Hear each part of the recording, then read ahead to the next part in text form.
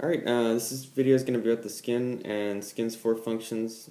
It's structure and layers, and the structure and function of the stratum basale.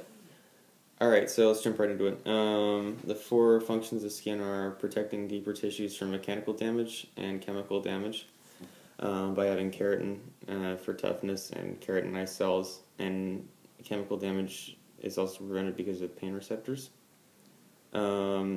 It protects from ultraviolet damage because of melanin, and thermal damage because of its ability to sense hot and cold. And it protects itself from drying out. Skin also helps with heat loss or heat retention by sweating or limiting blood flow. And it helps to excrete uric acid, which is also done through sweating.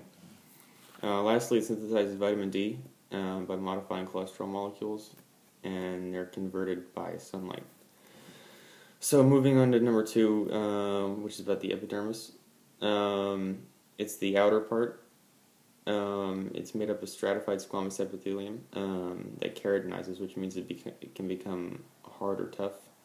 When it also has 5 layers called the stratum basale, the spinosum granulosum, the lucidum, and the corum. Alright, so number 3. The dermis, it's really strong, and it can stretch, so it keeps your body together. It has 2 layers, which is the papillary layer, which is the first part, and it has the dermal papillae, which is part of it. They're what have the nutrients and pain receptors in them. The second layer, it's called the reticular layer. This is the deepest layer of skin, and this is where sweat glands and oil glands and blood vessels are. It has collagen and elastic fibers, which are what makes it so strong, and the collagen fibers are also what attract water to keep the skin hydrated. Alright, so on to number 4. We're going to talk about the stratum basale.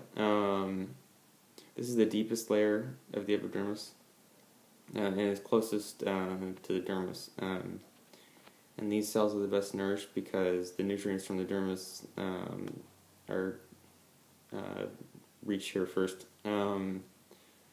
They're constantly dividing over time. They're pushed up farther and closer to the surface and become part of the superficial layers of the skin.